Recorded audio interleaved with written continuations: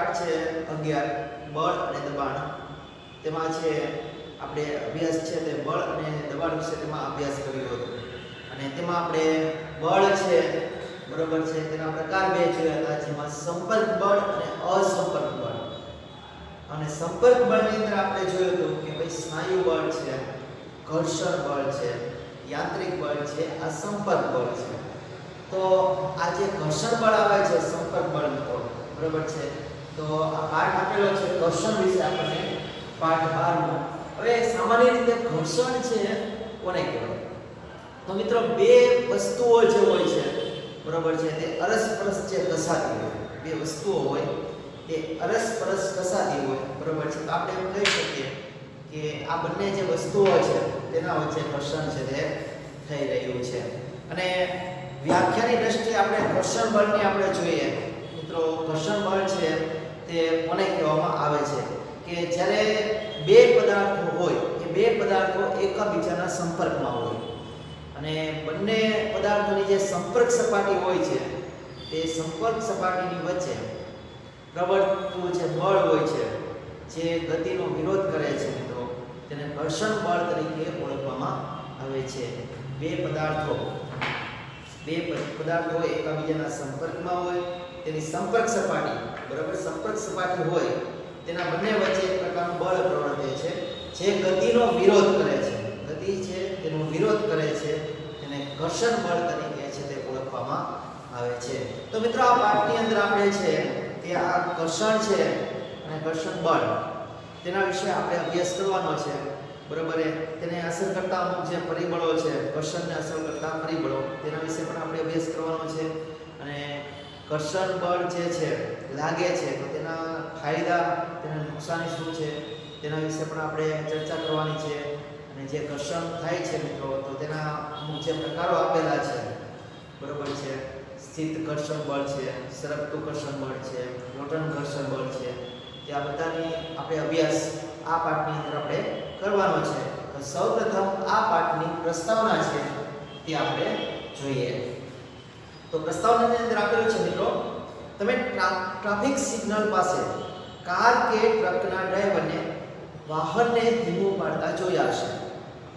તમે પણ તમારી સાયકલને જરૂર પડીએ બ્રેક લગાડીને ધીમી પાડો છો. મિત્રો ઘણીવાર આપણે રોડ ઉપર જતા હોય બરોબર છે, તો ટ્રાફિક સિગ્નલ આવે તો તે સમય દરમિયાન કોઈ ટ્રક વાળા હોય કે બીજા કોઈ પણ વાહન વાળો, ટુ વ્હીલ વાળા હોય બરોબર છે, તો રસ્તાની અંદર છે તો ત્યાં વાહન છે આપણે ધીમું પાડતા તમને જોયા હોય. ટ્રકને ફોર વ્હીલ કે ટુ વ્હીલ છે તો વાહન છે તેમનું ધીમું પાડે છે અથવા તો રોકી દે છે જો એને સિગ્નલ ન મળ્યું હોય તો. અને આપણી જે સાયકલ હોય છે મિત્રો, આપણે જ્યારે ધીમી પાડવી હોય તો તે સમય દરમિયાન છે કે આપણે સાયકલને છે તે આપણે શું કરીએ છીએ તો કે બ્રેક લગાવીએ છીએ. તમે ક્યારેક એવું વિચાર્યું છે કે બ્રેક મારવાથી વાહન શા માટે ધીમું પાડે છે? એ સાચું કે આપણે વાહન ધીમું પાડવું છે તો આપણે બ્રેક છે તે મારીએ છીએ. એવું કોઈ દી વિચાર્યું છે કે ભાઈ આ વાહન ધીમું પડે છે, આપણે બ્રેક મારીએ તો શા માટે વાહન છે ધીમું પડે છે? આગળ માત્ર વાહનો જ નહીં પણ કોઈ પણ વસ્તુ જ્યારે બીજી વસ્તુની સપાટી પર ગતિ કરતી હોય ત્યારે બાહ્ય બળ લગાડ્યા વગર ધીમી પડે છે અને અંતે સ્થિર થઈ જાય છે. કોઈ પણ વસ્તુ મિત્રો જ્યારે ગતિ કરતી હોય છે બરાબર છે, તો તે સમય દરમિયાન છે ગતિ કરતી વસ્તુ છે અમુક સમય બાદ છે તે સ્થિર થઈ જાય છે બરાબર છે. જો બાહ્ય બળ છે ન લગાડવામાં આવે બરાબર તો થોડીક વારમાં છે તે વસ્તુ છે તે સ્થિર થઈ જતી હોય છે. શું તમે જમીન પર ગતિ કરતા દડાને થોડા સમય પછી સ્થિર થતા જોયો નથી? મિત્રો ક્રિકેટ રમવા જતા હોય આપણે અથવા તો દડાને છે જમીન ઉપર તમે ગબડાવો તો થોડીક વાર પછી તે દડો છે તે સ્થિર અવસ્થાની અંદર આવી જશે. ગબડાવેલો દડો છે તે શું થઈ જશે તો કે સ્થિર અવસ્થાની અંદર આવી જશે. આવું પણ આપણે જોયું હોય છે. કેળાની છાલ પર પગ પડતા જ આપણે શા માટે લપસી જઈએ છીએ? કોઈ લીસાને વિના ભોયતળિયા પર ચાલુ શા માટે મુશ્કેલ છે? રસ્તા ઉપર મિત્રો કેળા જે હોય છે તેની છાલ પડેલી હોય તો તેના ઉપર જો પગ આવે તો ઘણીવાર આપણે લપસીને પડી જતા હોઈએ છીએ. આવું શા માટે થાય? શા માટે લપસી જઈએ છીએ આપણે? અને ઘણીવાર ભીનું ભોયતળિયું હોય, નીચે મિત્રો જે લાદી હોય છે બરોબર છે, તેના ઉપર પાણી જો પડેલું હોય બરોબર, અને તેના ઉપર બરોબર, તમે જ્યારે ચાલો ત્યારે ઘણી બધી મુશ્કેલી છે એ થતી હોય છે ચાલવામાં, કારણ કે એવું થાય કે ચાલતા ચાલતા છે આપણે લપસી ન પડીએ, બરોબર, એ બી કે આપણે ધીમે ધીમે કાળજીપૂર્વક છે તે ચાલવું પડે છે. તો આવું શા માટે થાય મિત્રો? તો આ પ્રકરણમાં તમે આવા પ્રશ્નોના જવાબ છે તે શોધી શકશો. અને મિત્રો આ જે બધી ઘટનાઓ થાય છે તેના માટે જો કોઈ કારણભૂત હોય તો તે ઘર્ષણ છે. ઘર્ષણને કારણે જ્યારે ઘર્ષણ બળ છે ઓછું લાગે છે મિત્રો, તો તે સમય દરમિયાન શું થાય છે કે કેળાની છાલ હોય તો એમાં તમે લપસી જાઓ છો. લાદીમાંથી પાણી પડ્યું હોય તો લપસવાનું પૂરેપૂરું છે તે સંભાવના છે તે રહી શકે, બરાબર છે. બ્રેક મારો તો વાહન રોકાઈ જાય, શું કામ? માટે ઘર્ષણ બળ લાગે છે. અને વાહન છે ધીમા પડે છે તે પણ ઘર્ષણ બળને કારણે છે તે વાહન છે તે ધીમા પડે છે. અને આ બધા પ્રશ્નો જે આપેલા છે મિત્રો તેનો આપણે એનું સોલ્યુશન છે કે આપણે આ પાઠનો અભ્યાસ કરશો એટલે આપણે મળી જશે. હવે આગળ વિભાગ આપેલો છે 12.1 ઘર્ષણ બળ, ફોર્સ ઓફ ફ્રિક્શન. 12.1 ઘર્ષણ બળ. હમણાં જ આપણે સમજ્યા કે કોઈ પણ બે પદાર્થો એકબીજાના સંપર્કમાં હોય અને તેની સંપર્ક સપાટી પર પ્રવર્તતું બળ ગતિનો વિરોધ કરતું હોય તો તેને ઘર્ષણ બળ તરીકે ઓળખવામાં આવે છે. મિત્રો અહીંયા આપણે ઘર્ષણ બળ સમજવા માટે છે એક પ્રવૃત્તિ આપેલી છે 12.1, બરોબર છે. અને તેની અંદર આપણે સમજવાનું છે કે વસ્તુને ગતિને અવરોધતું બળ, વસ્તુની ગતિને અવરોધતું બળ લાગે છે. કયું બળ લાગે? વસ્તુની ગતિને અવરોધતું બળ. ગતિ કરતી વસ્તુ હોય મિત્રો એનો અવરોધતું, એને રોકી દેતું એક બળ લાગે છે. એ બળ કયું છે? તો કે ઘર્ષણ બળ છે. તો આ ગતિને અવરોધતું બળ છે, બરોબર, તેને સમજવા માટે એક પ્રવૃત્તિ આપેલી છે. તો હવે આપણે પ્રવૃત્તિનો અભ્યાસ કરીએ. ટેબલ પર પડેલા પુસ્તકથી ધીમેથી ધક્કો મારો. મિત્રો ટેબલ ઉપર પુસ્તક છે રાખેલું હોય, બરોબર છે. તો એ ટેબલ ઉપર રાખેલા પુસ્તકને ધીમેથી આપણે ધક્કો મારવાનો. આ ટેબલ છે એવું સમજો તમે, બરોબર, તેને આપણે ધીમેથી ધક્કો માર્યો, બરોબર છે. આગળ તમે જોશો કે તે થોડુંક અંતર કાપીને સ્થિર થઈ જાય છે. થાય છે એવું મિત્રો? અહીંથી આપણે ધક્કો મારીએ છીએ, બરોબર, તો થોડુંક અંતર કાપીને શું થાય છે તો કે સ્થિર થઈ જાય છે. તમે જોઈ શકો છો કે અહીંયા આપણે એક પાટિયા ઉપર બુક્સ રાખેલી છે, તેને આપણે ધક્કો મારીએ છીએ. અહીંથી થોડુંક અંતર કાપીને શું થઈ જાય છે? સ્થિર થઈ જાય છે. વળી મિત્રો તમને એમ થાય કે ભાઈ તમે ધીમેથી ધક્કો મારો કરતા ઘણું બધું દૂર થઈ જાય, પણ મિત્રો અહીંયા એક વસ્તુ આપણે એ સમજવાની છે કે ધક્કો મારી થોડીક વાર પછી સ્થિર થઈ જાય. તમે વધારે ધક્કો મારશો તો થોડુંક વધારે ચાલશે, પછી તે સ્થિર થઈ જશે. હવે આગળ છે, હવે પુસ્તકને વિરુદ્ધ દિશામાંથી ધક્કો મારીને આ પ્રવૃત્તિનું પુનરાવર્તન કરો. આપણે આ બાજુથી આપણે ધક્કો મારતા હતા, બરોબર છે. અહીંથી આપણે ધક્કો મારતા હતા તો એ શું થતું હતું? આગળ જતા સ્થિર થતું. હવે વિરુદ્ધ દિશામાંથી તેને આપણે ધક્કો મારવાનો છે. આ બાજુથી ધક્કો મારવાનો છે. ધક્કો મારી તો ત્યાં પણ આપણે શું જોવા મળે છે? તો પણ છે કે બુક થોડી દૂર છે અને પાછી શું થઈ જાય છે?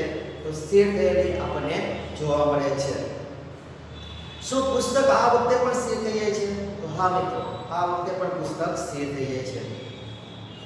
શું તમે એવું શા માટે બને છે તે વિચારી શકો છો? તો શા માટે થાય છે? શું આપણે કહી શકીએ કે પુસ્તકની ગતિનો વિરોધ કરવા માટે તેના પર કોઈ બળ લાગતું હોવું જોઈએ? આ બળને ઘર્ષણ બળ કહે છે. મિત્રો અહીંયા જે પુસ્તક છે ગતિ કરે છે, બરોબર છે. એ ગતિ કરતું જે પુસ્તક છે તે થોડક આગળ જાય અને ત્યારબાદ તે પુસ્તક છે તે રોકાઈ જાય છે. શા માટે રોકાઈ જાય છે? તો મિત્રો જ્યારે વસ્તુ જે છે તે વસ્તુ ઉપર છે આપણે બળ લગાડીએ છીએ, એટલે કે આ બોક્સ જે છે, બરોબર છે, તો તેમાં આપણે જોયું કે ભાઈ તમે જ્યારે ડાબી બાજુથી જ્યારે તમે બુક્સ છે તેના પર બળ લગાડો છો, બરોબર, તો તે સમય દરમિયાન શું થાય છે? ઘર્ષણ બળ છે તે જમણી બાજુથી લાગે છે. કઈ બાજુથી? આ બાજુ ડાબી બાજુથી જ્યારે તમે બળ લગાડ્યું તો ઘર્ષણ બળ કઈ બાજુથી લાગે? તો કે જમણી બાજુથી ઘર્ષણ બળ છે તે લાગે છે. જો તમે જમણી બાજુથી બળ લગાડો છો ત્યારે ઘર્ષણ બળ ડાબી બાજુએથી લાગે છે. મિત્રો જમણી બાજુથી જ્યારે બળ તમે લગાડો છો ત્યારે ડાબી બાજુથી શું લાગે છે તો કે ઘર્ષણ બળ લાગે છે મિત્રો બંને કિસ્સાઓમાં ઘર્ષણ બળ પુસ્તકની ગતિનો વિરોધ કરે છે બંને કિસ્સાઓની અંદર શું થાય છે તો કે ગતિનો વિરોધ છે તે થાય છે અને ઘર્ષણ બળ જે લાગે છે તેના કારણે જ આ ગતિ છે તેનો વિરોધ થાય છે ઘર્ષણ બળ હંમેશા લગાડેલા બળનો વિરોધ કરે છે ખાસ યાદ રાખજો મિત્રો કે ઘર્ષણ બળ છે તે હંમેશા લગાડેલા બળનો વિરોધ કરે છે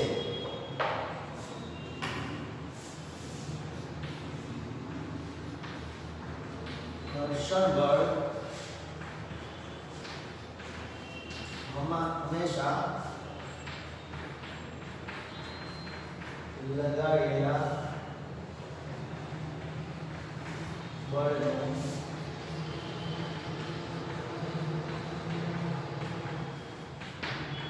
વિરોધ કરે છે ગતિમાન જે પદાર્થ હોય મિત્રો તેની ગતિને જે અવરોધતો આખું જે બળ લાગે તેને ઘર્ષણ બળ કહેવાય તો આ ઘર્ષણ બળ છે હંમેશા શું કરે છે કે જે લગાડેલું જે બળ હોય તેનો હંમેશા વિરોધ કરે છે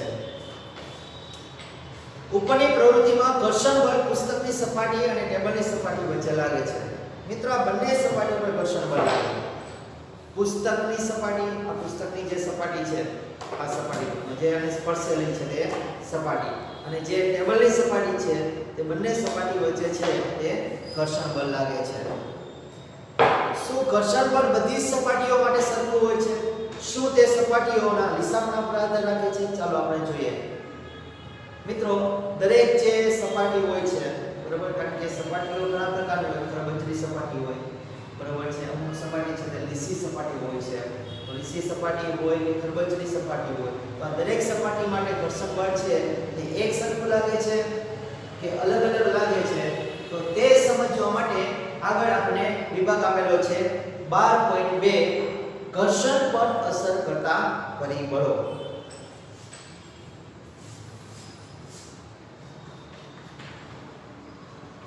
12.2 ઘર્ષણ પર અસર કરતા પરિબળો ઘર્ષણ પર કયા કયા પરિબળો છે તે અસર કરે છે કે આપણે હવે સમજવાનું છે તો તે સમજવા માટે આપણે પ્રવૃત્તિ આપેલી છે 12.2 આ 12.2 પ્રવૃત્તિ તો આપેલી છે બરાબર છે તેની અંદર આપણે બે જે સપાટીઓ હોય એ સપાટીઓ છે તેના ઉપર જે પ્રવર્તતું જે ઘર્ષણ બળ હોય છે બરાબર છે અને એ ઘર્ષણ બળ છે કોના ઉપર આધાર રાખે છે કે બે સપાટીઓ હોય છે એ સપાટીઓની જે જાત હોય છે તેના ઉપર આધાર રાખે છે એટલે કહેવાનો મતલબ એમ છે કે સપાટી કેવી છે બરાબર કઈ રીતની છે તેના ઉપર ઘર્ષણ બળ છે તે આધાર રાખે છે ચાલો સમજવા માટે આપણે પ્રવૃત્તિ કરીએ કોઈ એક ઈંટની ફરતે એક દોરી બાંધી અને વીંટાળો અને સ્પ્રિંગ કાંટાની મદદથી ઈંટને ખેંચો એક ઈંટ લઈ લેવાની છે મિત્રો અને ઈંટને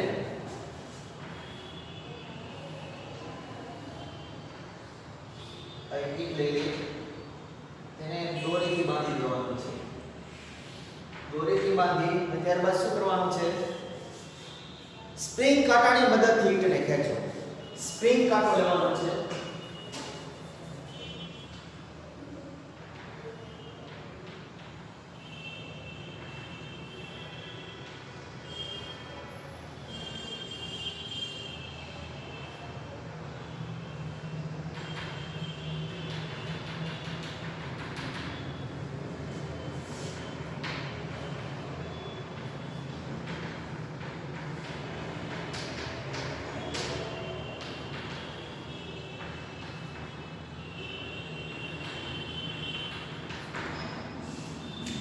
ઈંટ છે તેને આપણે દોરીથી બાંધી દીધેલી છે બરોબર અહીંયા સ્પ્રિંગ કાંટો છે મિત્રો અને નીચે આપણે સપાટી દોરી નાખીએ બરોબર કારણ કે ઘર્ષણ બળ ક્યારે લાગે કે બે સપાટી હોય બરોબર છે બે સપાટી વચ્ચે છે બળ પ્રવર્તતું હોય ગતિનો જ્યારે વિરોધ કરે ત્યારે ઘર્ષણ બળ છે એ લાગતું હોય.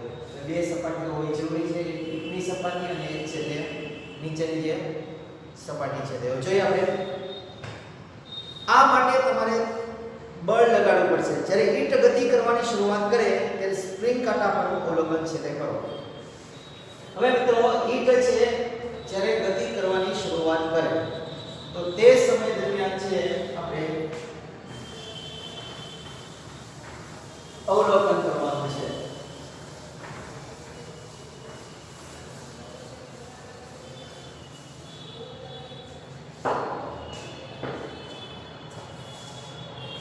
અવલોકન કરી મિત્રો તો શરૂઆતની અંદર ઈંટ ગતિ કરે છે ત્યારનું અવલોકન x છે. આપણે x રાખી દઈએ. અહીંથી ઈંટ છે એને આ સ્પ્રિંગ કાંટા વડે આ ઈંટને આમ ખેંચવામાં આવે છે. ત્યારે તમે જેટલું બળ છે લગાડો એટલું બળ લગાડો છો એ સ્પ્રિંગ કાંટાના આંકની અંદર આપણે જોવાનું છે અને તે મુજબ અવલોકન છે એને આપણે નોંધ કરવાની છે કે ઈંટ ગતિ કરે છે તેનું અવલોકન x આપણે અત્યારે રાખી દઈએ. ત્યારબાદ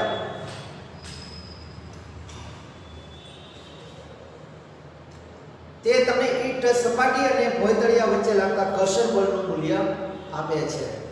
જે આપણને મૂલ્ય મળે x મેળવ્યો મિત્રો તો એ વસ્તુ શું છે તો કે આ ઈંટની સપાટી અને નીચે જે ભોંયતળિયાની સપાટી છે બંને વચ્ચે કેટલું ઘર્ષણ બળ લાગે છે તેનું મૂલ્ય છે તે આપણને દેખાડે છે.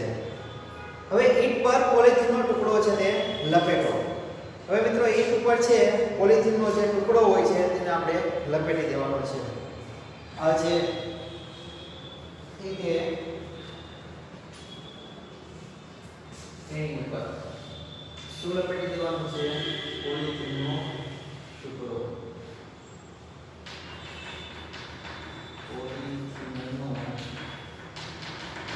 ટુકડો. હવે મિત્રો જ્યારે આપણે જે ઈંટ છે તેના ઉપર પોલિથીનનો જે ટુકડો છે તે ઈંટ છે મિત્રો તે જ્યારે સ્પ્રિંગ કાંટા દ્વારા છે એને ખેંચવામાં છે તે આવે છે. અહીંયા આપણે મિત્રો પોલિથીનનો ટુકડો છે લગાડી દીધો હોય અને ત્યારબાદ છે થોડી પાછું આપણે ખેંચીએ છીએ. અને નીચે તરફ છે આ સપાટી આપેલી છે મિત્રો બરોબર. સપાટી આ સપાટી કેની છે? ભોંયતળિયાની. ભોંયતળિયાની પહેલી વાર આપણે એમ ખેંચ્યું બરોબર છે ત્યારે જે આપણે અવલોકન કર્યું એ x આપણે લખેલું છે બરોબર.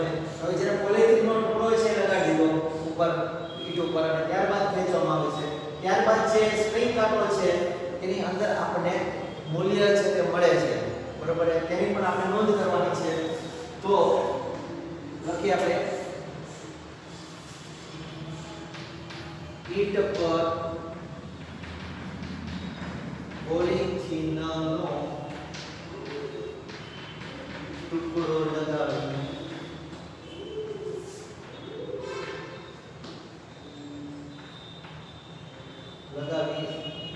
કરવામાં આવેલું સ્પ્રિંગ કાંટાનું અવલોકન થાય છે. અહીંયા પોલિથીનનો ટુકડો છે મિત્રો આપણે લગાવી દીધો છે અને ત્યારબાદ છે તેનું અવલોકન કરવામાં આવે છે. તો આ બંનેની વચ્ચે આપણે મિત્રો સરખામણી કરશું તો તે સમયે આપણે જોઈશું કે જે શરૂઆતની અંદર ઈંટ હતી જ્યારે પોલિથીનનો ટુકડો નહોતો લગાડેલો તો શરૂઆતની ઈંટ જે હતી મિત્રો એ ખરબચડી હતી. કેવી હતી? ખરબચડી ઈંટ આપણે જોયું હોય છે બરોબર છે. ઈંટની તમે સપાટી જુઓ તો કેવી હોય છે? ખૂબ જ ખરબચડી હોય છે બરોબર. ખરબચડી સપાટી હોવાથી ઘર્ષણ બળ છે મિત્રો વધારે લાગે. ખરબચડી સપાટીમાં ઘર્ષણ બળ કેવું લાગશે તો કે વધારે છે તે લાગશે. ભાઈ ખરબચડી સપાટી હોવાથી ઘર્ષણ બળ છે તે વધારે લાગે છે. અને ત્યારબાદ બીજું અવલોકન છે પોલિથીનનો ટુકડો. પોલિથીનનો ટુકડો મિત્રો જ્યારે લગાડવામાં આવ્યો ઈંટ છે તે સરળતાથી ભોંયતળિયા ઉપર સરકશે, એટલે જે ખરબચડી સપાટી હતી એની કરતાં છે સરળતાથી છે ઈંટ છે ઝડપથી ખસવા છે તે લાગશે, કારણ કે પોલિથીનનો ટુકડો હોય મિત્રો કેવો હોય છે કે સપાટી લીસી થઈ જાય, જ્યારે તમે ઉપર લગાડ્યો ઈંટ ઉપર તેની સપાટી પણ કેવી થઈ જશે તો કે લીસી. જો લીસી સપાટી હોય મિત્રો બરોબર છે તો ઘર્ષણ બળ છે તે ઓછું લાગે છે. એટલે અહીંયા અવલોકન આપણે મિત્રો કરીએ બરોબર છે તો અહીંયા x આવ્યો અને અહીંયા y આવ્યો બરોબર છે. તો મિત્રો x કરતા y છે, x કરતા જે y છે તેમાં ઘર્ષણ બળ છે તે ઓછું લાગે છે, એટલે કે x નું ઘર્ષણ બળ છે તે વધારે છે અને y છે તેમાં ઘર્ષણ બળ છે તે ઓછું લાગે છે, જેમાં પોલિથીનનો ટુકડો લગાડેલો છે તેમાં. હવે આગળ છે એમાં પ્રવૃત્તિ આગળ કરવાની છે. હવે ઈંટની ફરતે શણનો ટુકડો વીંટાળીને આ પ્રવૃત્તિનું પુનરાવર્તન કરો. તમે શું અવલોકન કરો છો? હવે શું લગાડવાનું છે મિત્રો? પોલિથીનનો ટુકડો આપણે લગાડી દીધો બરોબર છે. હવે આપણે આ ઈંટ છે પોલિથીનનો ટુકડો કાઢી નાખવાનો, ત્યારબાદ એમાં લગાડવાનો છે શણનો ટુકડો. શણનો ટુકડો. શણ એટલે મિત્રો તમને ખ્યાલ હશે આપણે કોથળા જે આવે ઘઉંની કરતા હોય બરોબર છે તો એના કોથળા આવે બરોબર, એ શણમાંથી બનેલા હોય છે. તો એનો એક ટુકડો છે લઈ લેવાનો અને ઈંટ ઉપર છે આપણે બાંધી દેવાનો છે બરોબર. ત્યારબાદ પાછી પ્રવૃત્તિ આપણે પુનરાવર્તન કરવાનું છે. વળી સ્પ્રિંગ કાંટા દ્વારા છે તેને ખેંચવાનો પ્રયત્ન કરવાનો છે અને ત્યારબાદ છે આપણે અવલોકન કરવાનું છે. તો આપણે મિત્રો અવલોકનમાં કે ભાઈ શણનો ટુકડો બાંધ્યા બાદ સ્પ્રિંગ કાંટાનું અવલોકન જે આપણે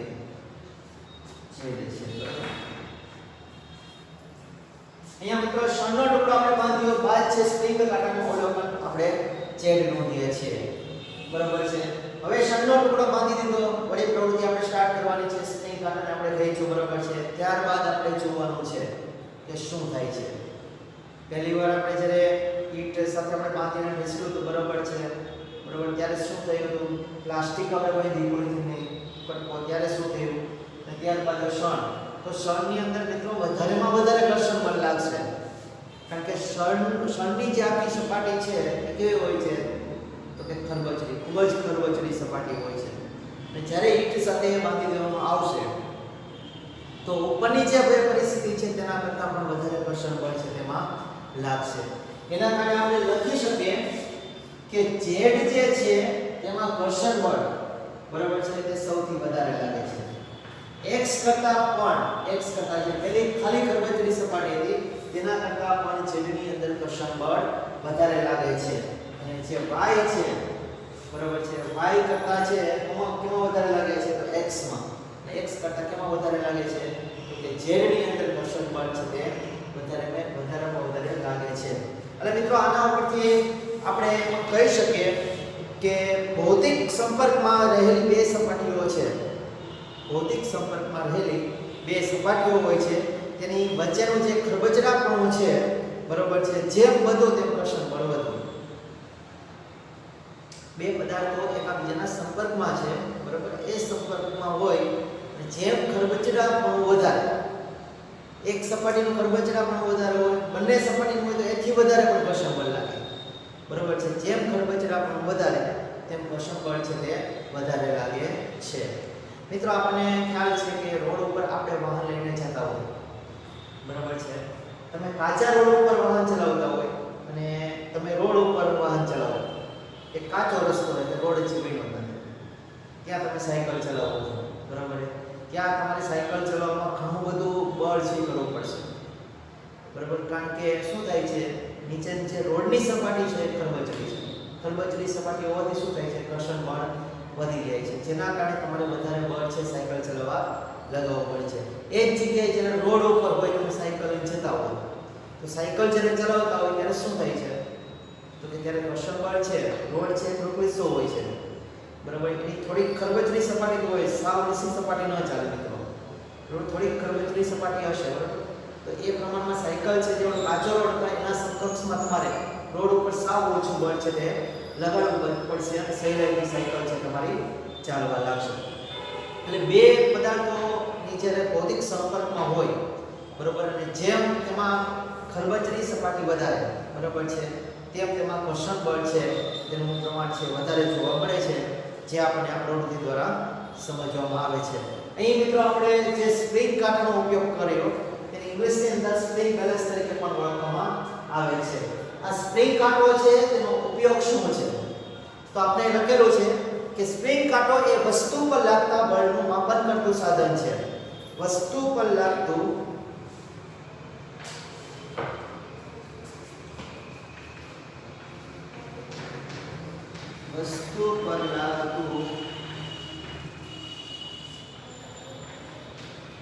બળનું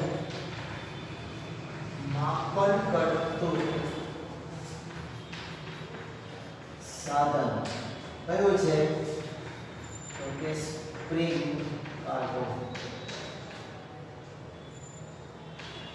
સ્પ્રિંગ કાંટો વસ્તુ પર લાગતું બળનું માપન કરતું સાધન સ્પ્રિંગ કાંટો. ખાસ યાદ રાખજો મિત્રો બરાબર. વસ્તુ પર લાગતું બળનું માપન કરતું સાધન એટલે સ્પ્રિંગ કાંટો. ઓપ્શનમાં ક્યારેક સ્પ્રિંગ બેલેન્સ પણ આપેલું હોય તો સ્પ્રિંગ બેલેન્સ એટલે સ્પ્રિંગ કાંટો થાય. કારણ કે સ્પ્રિંગ બેલેન્સ છે તે તેનું ઇંગ્લિશ નામ છે સ્પ્રિંગ કાંટાનું. અને બીજો મિત્રો આનો સ્પ્રિંગ કાંટાનો ઉપયોગ છે તે વજન માપવા માટે પણ છે તે આ સ્પ્રિંગ કાંટાનો ઉપયોગ છે તે થાય છે. એટલે ખાસ યાદ રાખજો કે વસ્તુ પર લાગતું બળનું માપન કરવા માટે કે વજન માપવા માટે સ્પ્રિંગ કાંટાનો ઉપયોગ છે તે થાય છે. ઘણીવાર છે આપેલું હોય કે ઓપ્શન MCQ ની અંદર ઓપ્શનની અંદર આપેલું હોય બરાબર છે કે એક આપેલું હોય કે ભાઈ દળ માપવા માટે, પછી બીજું આપેલું હોય કે વજન માપવા માટે અને ત્રીજું આપેલું હોય વસ્તુ પર લાગતું બળનું માપન કરવા માટે અને ચોથો ઓપ્શન છે એવો આપેલો હોય કે બી અને સી બંને. તો મિત્રો બી અને સી બંને આપેલા કે વજન માપવા માટે પણ તેનો ઉપયોગ થાય છે અને વસ્તુ પર જે બળ લાગે છે તેનું માપન કરવા માટે પણ સ્પ્રિંગ કાંટાનો ઉપયોગ થાય છે. અને આ બાબત છે આપણે ખાસ ધ્યાનમાં રાખવાની. તે એક સ્પ્રિંગ કોઇલનું ગૂંચળું બનેલું હોય છે જે તેના ઉપર બળ લગાડવાથી ખેંચાય છે. સ્પ્રિંગનું ખેંચાણ અંકિત કરેલા માપક્રમ પર સરકતા દર્શક દ્વારા માપી શકાય છે. માપકનું અવલોકન એ બળનું મૂલ્ય આપે છે. મિત્રો આ સ્પ્રિંગ કાંટો હોય છે આગળની તરફ હૂક આપેલું હોય છે. તે હૂક છે ત્યાં વસ્તુ છે તેને બાંધી દેવામાં આવે છે એટલે તેની સામે જોઈન્ટ કરી દેવામાં આવે. હૂક આવે તેમાંથી તેને ખેંચવામાં આવે તો ઉપરની તરફમાં માપક્રમના લીટા આપેલા હોય બરાબર છે અને ત્યારબાદ જેટલું ખેંચાણ થાય માપક્રમમાં તમારે જોઈ લેવાનું. જેટલા નંબર આવે મિત્રો બરાબર છે તો તેટલું આપણને છે તે બળનું મૂલ્ય છે તે મળે અથવા તો વજન છે આપણને પ્રાપ્ત થાય છે.